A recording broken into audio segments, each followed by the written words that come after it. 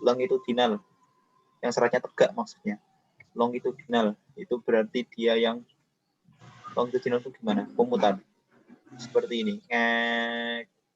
Memutar. Nanti ada yang superior, ada yang inferior. Kemudian ada yang transversus, itu lurus. Longitudinal memutar, vertikal tegak, transversus lurus. Hanya itu muskulus intrinsiknya.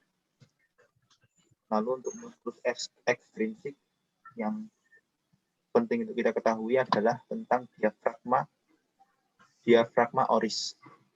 Diafragma oris itu adalah yang di sini ya, bagian bawah mulut kita. Nah, itu kan dia tidak ada tulangnya ya. Nah, biar tidak ambrol itu apa ya? Ambiar itu apa ya? Biar isinya tidak keluar gitu loh, biar ada yang menahan, maka harus ada yang menahannya. Nah, yang penahannya ini disebut dengan diafragma oris. Diafragma oris. Diafragma oris ini terdiri dari beberapa muskulus ya. Ada muskulus geniohyoideus. Geniohyoideus. Di sini bagian dalam sini. Kemudian yang paling besar itu adalah muskulus mylohyoideus. Muskulus mylohyoideus.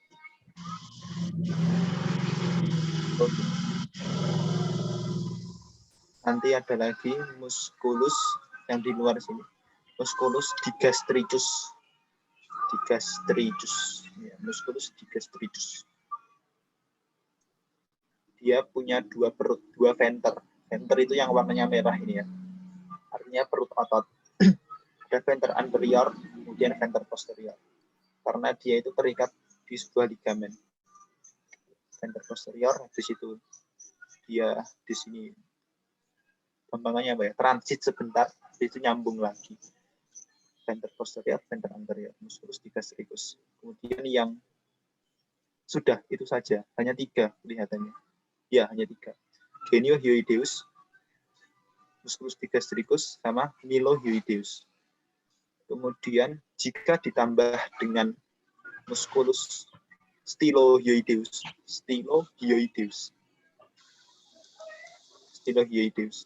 nanti kelompok muskulus ini akan menjadi kelompok muskulus suprahyoideus. Gitu ya. Jadi diafragma oris jika ditambah dengan muskulus stylohyoideus, maka akan masuk kelompok suprahyoideus. Begitu. Mas Nabil. Gimana? Maaf memotong. Mau tanya. Dulu kan aku pernah kayak menguap.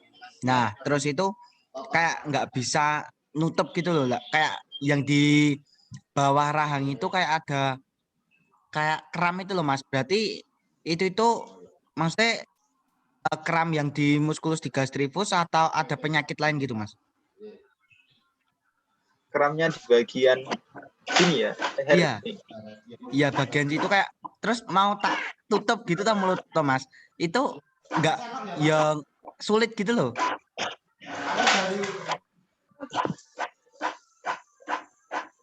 Kalau susah nutup mulut berarti masalahnya bukan di bawah sini ya. Berarti yang kerja buat menutup mulut apa? Itu adalah muskulus mastikasinya mungkin. Di bagian samping sini kan sakitnya? Enggak, Mas, di bagian bawah bener yang dipegang Mas Nabil tadi yang pertama kali dipegang. Nah, ya di situ.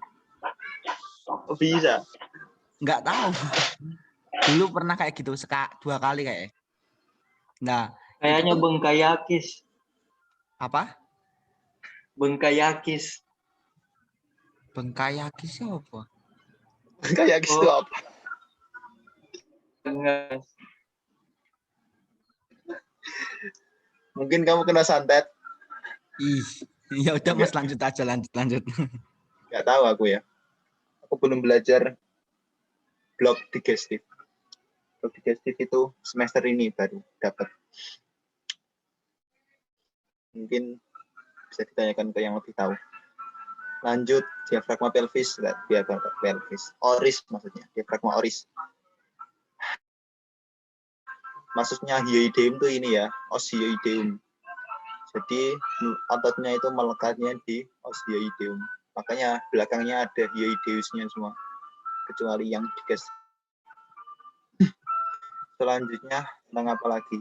Ya, di bawah lidah ini ada glandula salivatorius, kelenjar-kelenjar lidah ya. Kalau di samping di bagian pipi itu nanti ada glandula parotidea atau glandula parotis. Tapi kalau disebutnya nyebutnya parotidea. Glandula parotis ini jika dia terkena infeksi maka dikenal dengan parotitis ya. Parotitis nanti dia itu bisa menyebabkan orkitis. Kalian tahu orkitis apa?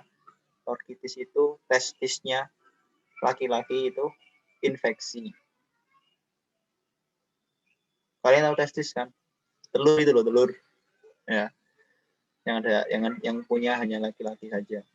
Nah, kenapa kok sampai sana? Kan infeksinya ada di mulut ya. Kenapa kok dia sampai ke testis, bagian ke testis yang ada di bawah? Itu karena memang saluran apa berarti? Saluran darahnya itu dia langsung nyambung ke sana. Seperti itu. Itu biasanya sering keluar ya. Terutama ketika responsif. Glandula parotis komplikasinya menyebabkan orkitis. Seperti itu. Selanjutnya, glandula yang lain adalah glandula submandibula. Submandibula itu ada di bawah dari os mandibula. Jadi nanti teman-teman jangan bingung antara submandibula dan juga sublingua. Kalau sublingua itu di bawah lidah. Kalau submandibula ada di bawah os mandibulanya. Sesuai namanya. Glandula parotidea, glandula submandibula, sama glandula sublingualis. Nanti kelenjar-kelenjar yang ada di lidah itu nanti tiap kelenjar itu punya tempat keluar ya, punya tempat keluar. Dan tiap tempat keluar itu dia punya nama khusus. Contoh untuk yang glandula parotidea itu ductus tension kalau tidak salah. Nanti bisa dicek lagi. Ductus tension. Kemudian nanti ada ductus Wharton. Aku lupa tadi tepatnya yang mana. Nanti dicari ductus-ductusnya. Oh ya, ini tadi ada yang lupa di lidah. Tentang inovasi lidah ya. Inovasi lidah itu banyak sekali. Ada yang berperan sebagai sensoris, ada yang berperan sebagai gustatori, ada yang berperan sebagai motorik. Untuk yang berperan sebagai sensoris, itu nanti dia berasal dari nervus lingualis. Nervus lingualis, nanti ini adalah cabang dari nervus mandibularis.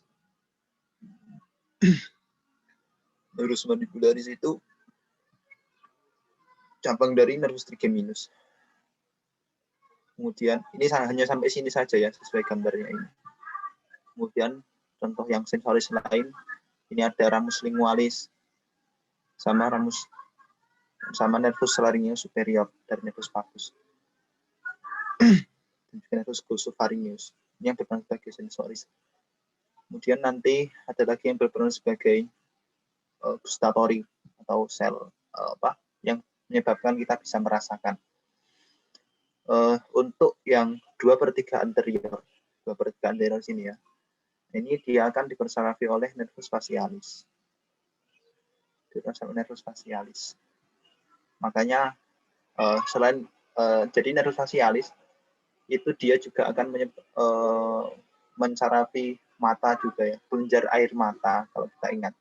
Makanya ketika kita makan pedas, yang merasakan mulut tapi mata bisa nangis karena dia disarafi oleh nervus facialis juga. Kemudian untuk yang bagian sepertiga posterior, dia dipersarafi oleh nervus glossopharyngeus, nervus ke-9. Nervus facialis itu nervus ke-7. Nervus glossopharyngeus. Terus nanti ada juga yang berfungsi sebagai saraf motorik di lidah. Dia diperoleh oleh nervus ke-12. Apa nervus 12? Hipoglossus. Seperti itu. Jadi rumit sekali untuk lidah. Selanjutnya apalagi ya? Langsung ke esofagus saja ya. Untuk faring kemarin kita sudah bahas di respiratory. Esofagus. Esofagus ini yang terpenting adalah adanya penyempitan yang ada di esofagus. Kalau penyempitan di esofagus ini kita istilah yang lazim ya, kalau di FKUMS itu kontriksi nyebutnya. Di median itu nyebutnya impretio kalau tidak salah. Impretio. Nah, untuk cari aman ya, untuk buat Dewa Pritas nanti kita pakainya kontriksi saja ya. Karena untuk impretio itu kurang lazim dipakai kalau di FKUMS. Pakainya kontriksi. Kontriksi itu penyempitan. Nah, penyempitan di esofagus ini ada 3. Mulai dari atas yaitu kontriksi faringoesofageal. Kontriksi faringoesofageal. Kemudian mengalami penyempitan karena peralihan dari faring ke esofagus. Yang namanya peralihan itu nanti dia pasti akan menyempit. Kalau kita ingat di ureter, nanti ada penyempitan kan. Nah, biasanya penyempitannya itu karena peralihan. Kemudian penyempitan yang kedua adalah konstriksi aortobronkial. Konstriksi aortobronkial. Maksudnya dia terjadi penyempitan karena dicepit oleh aorta dan bronkus. Jadi ini yang belakang itu ada aorta, yang depannya itu ada bronkus. Di antaranya ada esofagus. Makanya dia menyempit. Kemudian yang selanjutnya adalah konstriksi diafragmatika. Konstriksi diafragmatika. Konstriksi diafragmatika ini dia menyempit karena OTW ke lambung. Peralihan dari esofagus ke lambung. Pokoknya seperti itu. Kemudian fungsinya penyempitan ini apa? Jadi jika kita tahu penyempitan ini itu merupakan satu yang aku ingat itu esofagoskop. Itu yang adalah alat yang dibuat untuk esofagus. Itu tidak bisa masuk lewat penyempitan ini. Seperti itu. Kemudian apa lagi ya? Aku lupa fungsinya. Ketika aku hanya ingat satu. Nanti mungkin dari aspek lain akan ditambahkan. Selanjutnya, struktur di esofagus ini yang kita ketahui adalah ada di bagian bawah sini, di peralihan lambung, ini ada musculus sphincter esophagus inferior. Musculus sphincter esophagus inferior. Dia itu yang menyebabkan itu jadi setelah makanan menuju lambung,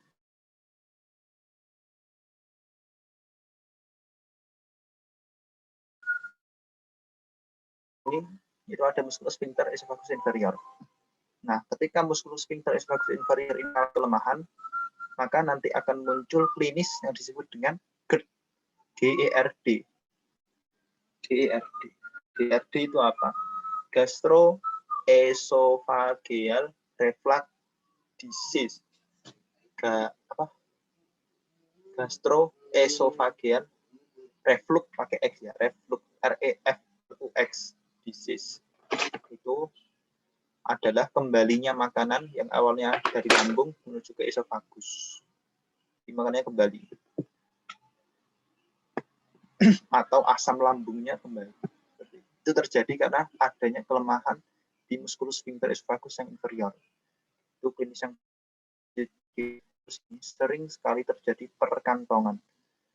Kantongan. Dikenal dengan diverticulum. Diverticulum itu perkantongan ya. Untuk diverticulum yang paling sering itu adalah yang paling atas sendiri ini ya. Ini namanya diverticulum Zenker. Zenker. Z-E-N-K-E-R. Zenker.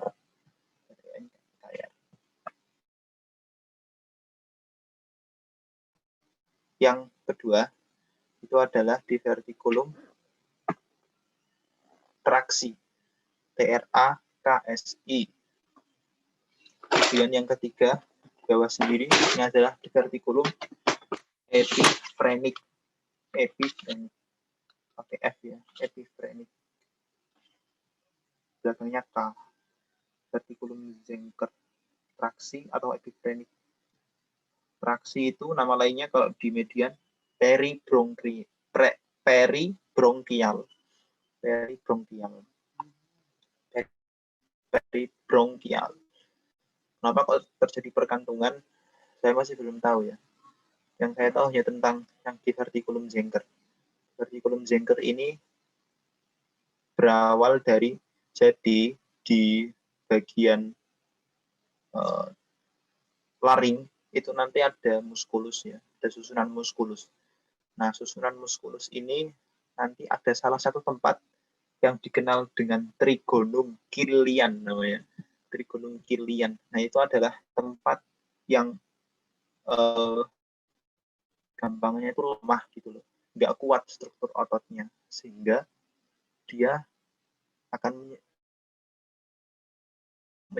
ini melar. Maka terbentuk perkantongan.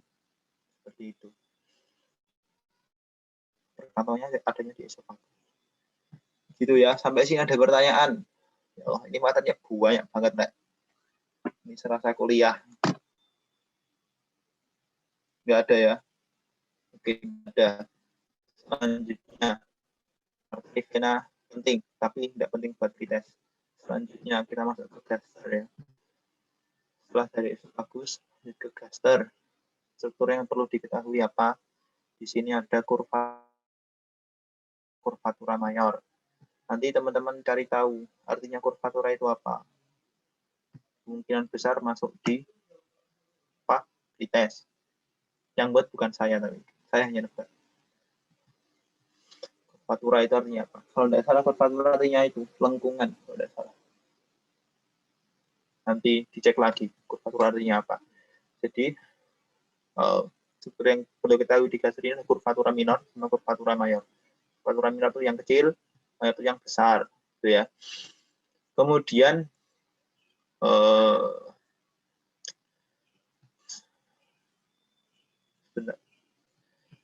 untuk struktur lain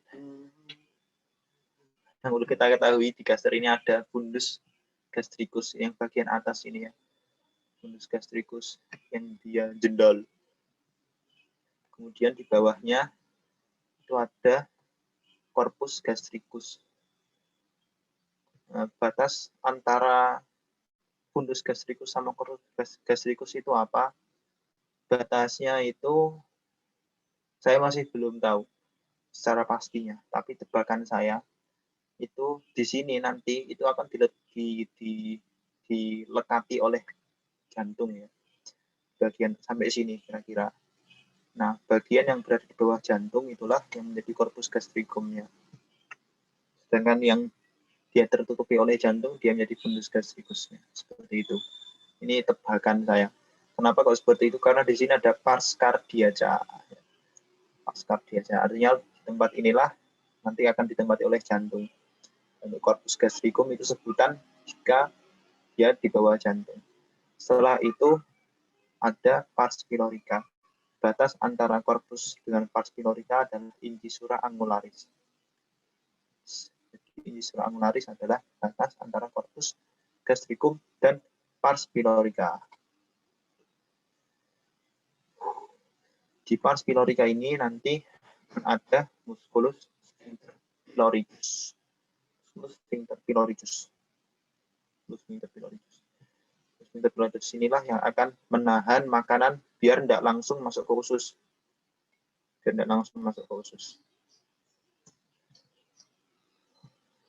Seperti itu. Jadi ini ketika dia ususnya sudah kosong gitu, nanti dia akan membuka. Tapi ketika ususnya penuh, dia akan menutup. Seperti itu. Dia yang mengatur. Kemudian si gaster ini dia dilapisi oleh serat-serat muskulus yang dia alurnya itu dari berbagai arah ya. Tidak hanya satu arah saja seratnya, supaya dia bisa kontraksinya itu maksimal dari berbagai arah. Jadi atas ke bawah, kanan ke kiri, kemudian miring, gitu. Biar makanannya itu terlumat betul. Makanya struktur otot yang ada di gastrik ini cukup banyak dan seratnya dari berbagai arah. Singkatannya dari luar ke dalam adalah long shear O.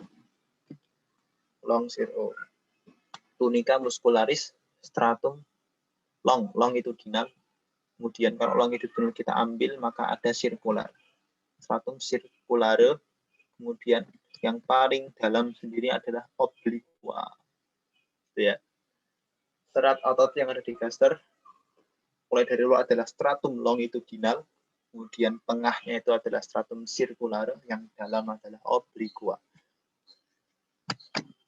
Itu untuk gaster. Kemudian ini arteri sama venanya.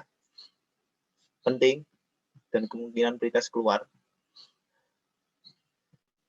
Keluarnya itu karena apa ya? Sering terdengar kalau di FK1S. Untuk yang di curvatura minor, untuk arteri venanya itu ada arteri vena gastrica dextra et sinistra. Dextra et sinistra. Di curvatura minor. Jadi untuk yang dextra itu berarti ya lebih dekat arah dextra.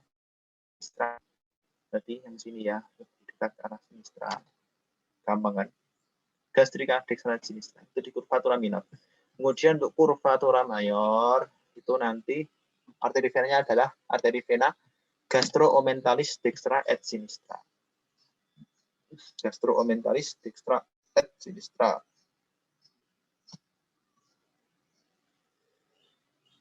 Selanjutnya untuk yang di bagian fundus ya. Di bagian fundus itu arterinya adalah arteri vena gastrica brevis. Arteri vena gastrica brevis. Ini dia terpisah dari gastroomentalis sinistra karena dia berasal dari cabang yang berbeda.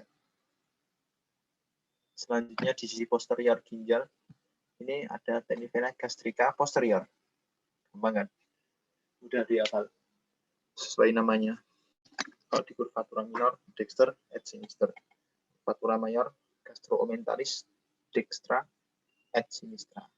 Kenapa namanya gastroomentalis? Karena dia gaster ini nanti akan didekati oleh omentum. Omentum itu penggantung yang ada di gaster yang menyebabkan dia nggak gerak-gerak.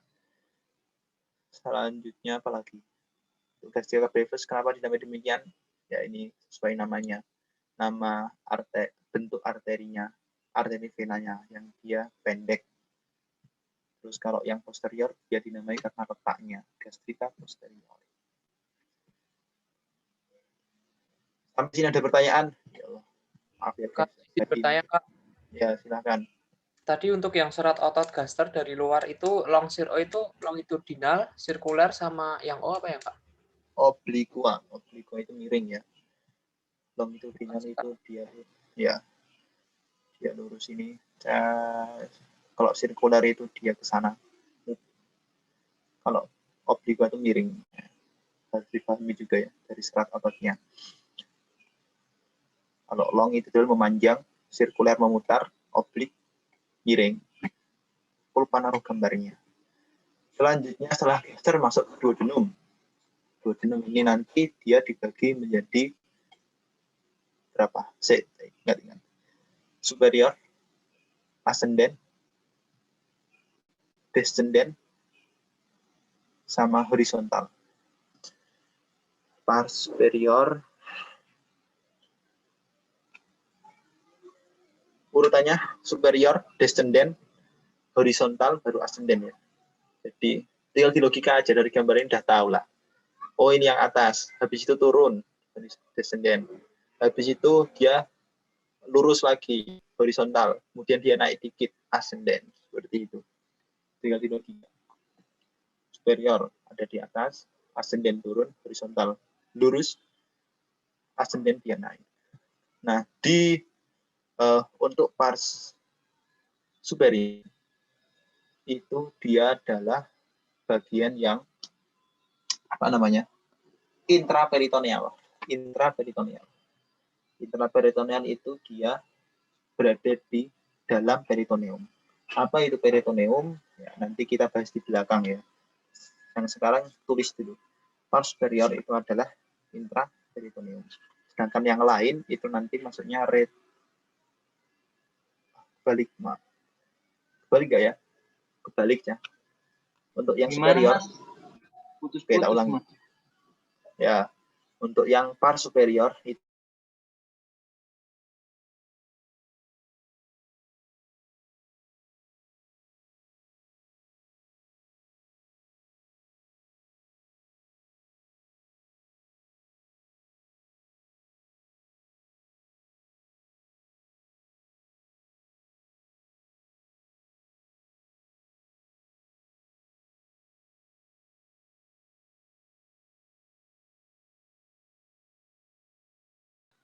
kemudian untuk pars ascendent yang kita ketahui tentang muara-muara. Jadi di sini ada struktur yang disebut dengan papilla duodeni mayor ya. Papilla duodeni mayor. Papilla duodeni mayor ini nanti akan menjadi muara dari apa namanya? Sebentar, aku lupa. Awas namanya aku lupa. Kalau di median apa namanya? Ini sangat familiar sekali. Sebentar. Kita cek.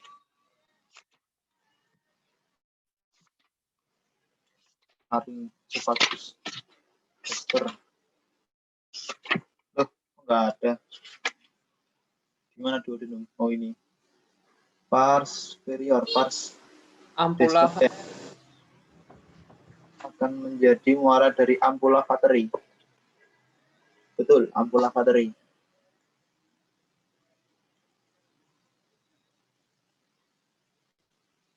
Ampula vateri itu adalah gabungan dari ductus pancreaticus dan ductus choledocus. Ductus pancreaticus itu adalah muara dari pankreasnya. Jadi pankreas nanti dia akan mengeluarkan cairannya melalui ductus pancreaticus. Ductus pancreaticus itu ada dua. Ductus pancreaticus yang wirsungi ya, sama yang ductus pancreaticus accessorius atau nama lainnya adalah ductus pancreaticus santorini.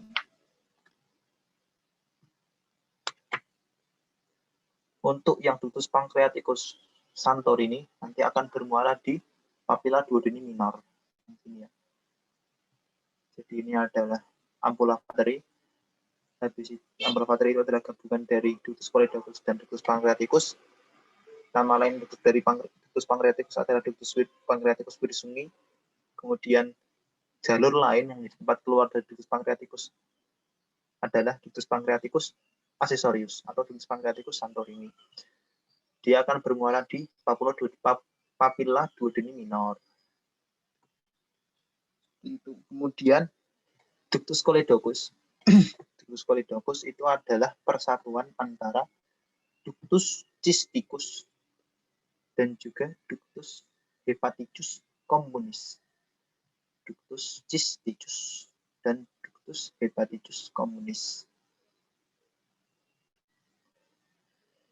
Ductus cysticus itu nanti akan menjadi saluran untuk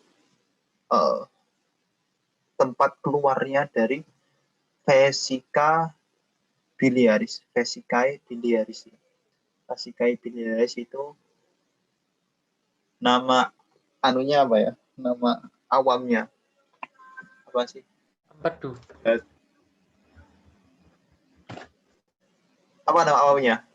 Vesica biliaris, tahu nggak? Empedu bukan ya, Mas? Ya, empedu. Ya Allah, kok lupa. Kantong empedu.